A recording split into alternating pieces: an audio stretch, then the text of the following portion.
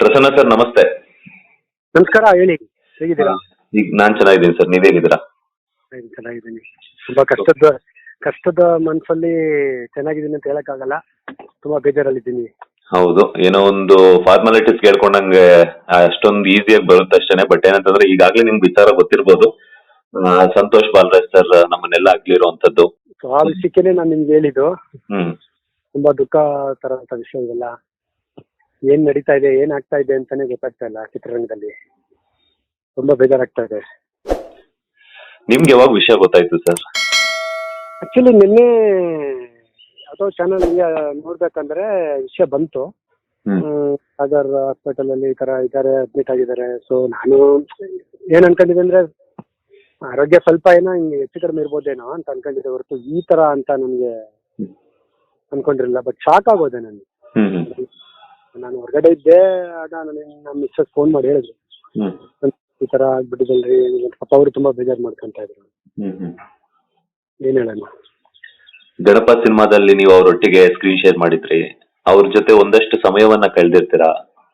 So ಆ ನೆನಪುಗಳನ್ನ ಈಗ ನೆನಪಿಸ್ಕೊಳ್ಳೋದಾದ್ರೆ? ಇಲ್ಲ, ತುಂಬಾ ಒಳ್ಳೆ ಹುಡುಗ ಆಗ್ತದೆ. ತುಂಬಾ ಒಳ್ಳೆ ಹುಡುಗ ಅಂದ್ರೆ ಯಾವ ತರ ಅಂದ್ರೆ ತುಂಬಾ ಸ್ಮೂತು. ಅಂದ್ರೆ ಅವ್ನ ಸಿನಿಮಾದಲ್ಲೇ ಕ್ಯಾರೆಕ್ಟರ್ಗಳು ಮಾಡಿದ್ದಕ್ಕೂ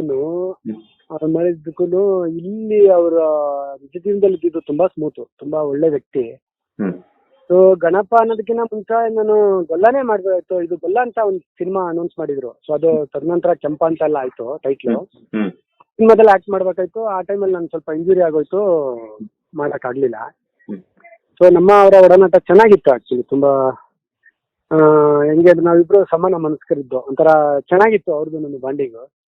ಸೊ ಅದೇ ಇದ್ರಲ್ಲಿ ಶ್ರೀನಿವಾಸ್ ರಾಜ್ ಅವರು ಒಂದು ಸಿನಿಮಾ ಮಾಡಿದ್ರು, ಗಣಪ ಅಂತ. ಒಂದು ತಮಿಳು ಆಕ್ಚುಲಿ ಕನ್ನಡ ಎರಡು ಸೇರ್ ಮಾಡಿರೋದು.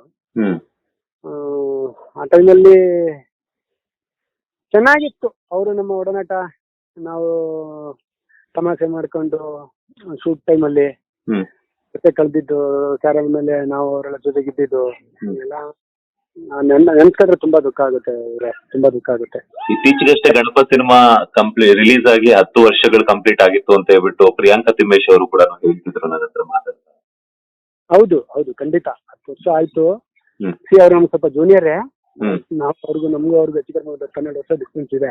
ಬಟ್ ಸ್ಟಿಲ್ ಅಂದ್ರೆ ನಾವಿಬ್ರು ಸ್ನೇಹಿತರ ತರನೇ ಇದ್ದು. ಅಂದ್ರೆ ಅದು ಆ ಏಜ್ ನ ಡಿಫ್ರೆನ್ಸ್ ಮೀರಿ ಫ್ರೆಂಡ್ಶಿಪ್ ಇತ್ತು ನಮಗೂ ಅವ್ರಿಗೆ. Bad luck actually. ಹೆಂಗ ಅನ್ಸುತ್ತೆ ಸರ್, ಸುತ್ತಮುತ್ತ ಸ್ಕ್ರೀನಿಂಗ್ ಅಲ್ಲಿ ಆಗಿರ್ಬೋದು ಅಥವಾ ಆಫ್ ಸ್ಕ್ರೀನ್ ಅಲ್ಲಿ ಆಗಿರ್ಬೋದು, ಒಂದಷ್ಟು ಗೆಟ್ ಟುಗೆದರ್ ಪಾರ್ಟಿಗಳಲ್ಲಿ ಆಗಿರ್ಬೋದು, ಯಾವಾಗಾದ್ರೂ ಏನಾದ್ರು ಮುಹೂರ್ತ ಆಗಿರ್ಬೋದು, ಸಿನಿಮಾ ಮುಹೂರ್ತ ಆಗಿರ್ಬೋದು, ಅಥವಾ ಏನಾದ್ರು ಆಡಿಯೋ ಲಾಂಚ್, ಈ ತರ ಎಲ್ಲಾನು ಅವಾಗ ಸಿಗ್ತಿದ್ದಂತವ್ರು ಸಡನ್ ಆಗಿ ಇಲ್ಲ ಅಂತಂದಾಗ ತುಂಬಾ ಅದನ್ನ ಹೇಗೆ ತಿಳಿಸಕ್ಕಾಗುತ್ತೆ ಹೇಳಿ? ಅದು ನಮ್ಮ ಒಬ್ಬ ವ್ಯಕ್ತಿ ನಮ್ ಜೊತೆ ಇದ್ದವರು ಸಡನ್ ಆಗಿ, ಅದು ಏನು ಅಂತ ವಯಸ್ಸಲ್ವಲ್ಲ ಅದು. ಹೌದು, ಮೀರಿದ ವಯಸ್ಸಾದ್ರೆ ಏನೋ ಅನ್ಬೋದು. ಇನ್ನ ಯಂಗ್ಸ್ಟರ್. ಸೊ ನಮ್ಗೆ ಇನ್ನ ಸಾಕಷ್ಟು ಸಿನಿಮಾಗಳು ಕನ್ನಡ ಇಂಡಸ್ಟ್ರಿಗೆ ಮಾಡ್ಬೇಕಾದವ್ರು ಅವರು. ತುಂಬಾ ಪ್ರತಿಭಾವಂತ ಅಂತ ಆಕ್ಚುಲಿ. ಯಾವ ರೀತಿ ಎಕ್ಸ್ಪ್ರೆಸ್ ಮಾಡೋದು ಇದಕ್ಕೆ ಅರ್ಥನೇ ಆಗ್ತಾ ಇಲ್ಲ ನನಗೆ. ನಿಮ್ಮ ಹತ್ರ ಏನಾದ್ರು ಶೇರ್ ಮಾಡ್ತಿದ್ರ ಸರ್? ಯಾಕಂದ್ರೆ ಸಿನಿಮಾಗಳೆಲ್ಲ ಬ್ಯಾಕ್ ಟು ಬ್ಯಾಕ್ ಸಿನಿಮಾಗಳು, ಇನ್ನು 2 ಸಿನಿಮಾಗಳು ರಿಲೀಸ್ ರೆಡಿ ಇದೆ. ಹೌದು, ಒಳ್ಳೊಳ್ಳೆ ಸಿನಿಮಾಗಳನ್ನ ಮಾಡ್ಬೇಕು ಅಂತ ಕನಸು ಕಟ್ಕೊಂಡಿದ್ದಂತವ್ರು. ಸಿನಿಮಾಗಳ ಬಗ್ಗೆ ಆಗ್ಬೋದು, ಅಥವಾ ಅವ್ರ ಮದುವೆ ವಿಚಾರನೂ ಕೂಡ ಹರಿದಾಡ್ತಿತ್ತು. ಇತ್ತೀಚೆಗೆ ಮದುವೆ ಆಗ್ತಾರೆ ಅಂತ ಹೇಳ್ಬಿಟ್ಟು 1-2-3 ತಿಂಗಳಿಂದ. ಅದ್ರ ಬಗ್ಗೆ ನಾನು ರೇಗಿಸ್ತಾ ಇದ್ದೆ ಆಕ್ಚುಲಿ. ಯಾವಾಗ ಮದ್ವೆ? ನಾವೆಲ್ಲ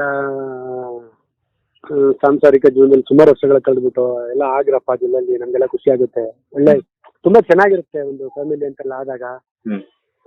ಆಮೇಲೆ ಲೇಡಿ ಲಕ್ ಅಂತೆಲ್ಲ ಇರುತ್ತೆ, ಮಾಡ್ಕೊಳ್ಳಿ ಅಂತ ರೇಗಿಸ್ತಾ ಇದ್ದೆ ನಾನು ಆಕ್ಚುಲಿ. ಅದು ನೆನ್ಸ್ಕೊಂಡ್ರೆ ತುಂಬಾ ಏನ್ ಗುರು ಹಿಂಗಾಗ್ಬಿಡ್ತು, ಮಾತಾಡಿದ ಸ್ವಲ್ಪ ದಿನಗಳಲ್ಲಿ ಹಿಂಗೆಲ್ಲ ಆಗ್ತಾ ಇತ್ತಲ್ಲ ಅಂತಾನು ಬೇಜಾರು. ಅಂದ್ರೆ ಕಟ್ಟಿದ್ದ ಹುಡುಗ ಸಿನಿಮಾದಲ್ಲಿ ಸಾಧನೆಗಳು ಮಾಡ್ಬೇಕು, ಒಳ್ಳೊಳ್ಳೆ ಸಿನಿಮಾಗಳು ಮಾಡ್ಬೇಕು ಅನ್ನೋ ಒಂದು ಕನಸುಗಳು ಕಟ್ಟಿದ್ದ. ಏನು ಅಂತಾನೆ ಗೊತ್ತಾಯ್ತು ಕನ್ನಡ ಚಿತ್ರರಂಗದಲ್ಲಿ ಏನ್ ಈ ತರ ಆಗ್ತಾ ಇದೆ, ಸಾವು ನೋವುಗಳು ಇಷ್ಟೊಂದು ಅನ್ನೋದು ತುಂಬಾ ಬೇಜಾರು ವಿಷಯ.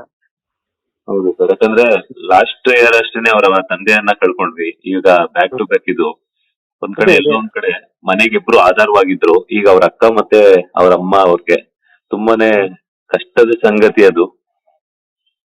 ಅದನ್ನ ಏನ್ ಹೇಳ್ಬೋದು, ಅವ್ರಿಗೆ ದೇವ್ರಿಗೆ ಭಗವಂತ ಶಕ್ತಿ ಕೊಡ್ಬೇಕಷ್ಟೇ. ಈ ಒಂದು ಕಷ್ಟನ ನಾವು ಬಾಯಲ್ಲಿ ಆ ಕಷ್ಟನ ತಡ್ಕೊಳ್ಳೋ ಶಕ್ತಿ ಆ ಭಗವಂತನೇ ಕೊಡ್ಬೇಕು ಅವ್ರಿಗೆ. ಮುನ್ನುಗ್ಬೇಕು, ಅವರು ಧೈರ್ಯವಾಗಿ ಮುಂದೆ ಹೋಗ್ಬೇಕಷ್ಟೇ ಜೀವನದಲ್ಲಿ. ರೀಸೆಂಟ್ ಆಗಿ ಅವ್ರನ್ನ ಮಾತನಾಡಿಸುವಂತದ್ದಾಗಿರ್ಬೋದು, ಭೇಟಿ ಆಗುವಂತದ್ದು ಅಥವಾ ಫೋನ್ ಕಾಲ್ ಅಲ್ಲಿ ಏನಾದ್ರು ಕಾಂಟ್ಯಾಕ್ಟ್ ಮಾಡಿದ್ದು ಉಂಟಾ ಸರ್ ನೀವು?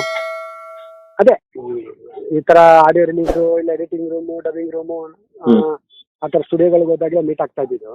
ಕಡೆ ಆಗ್ತಾ ಇರಲಿಲ್ಲ ನಾವು. ಫೋನಿನಲ್ಲಿ ಯಾವ್ದಾದ್ರು ವಿಶೇಷ ದಿನಗಳಿದ್ದಾಗ ಸುಮ್ಮನೆ ಮಾತಾಡ್ತಾ ಇದ್ದೆ. ಹೆಂಗೆ ಹೇಳೋಣ ಹೇಳಿ, ತುಂಬಾ ಬೇಜಾರಾಗ್ತಾ ಇದೆ ಅಷ್ಟೇ.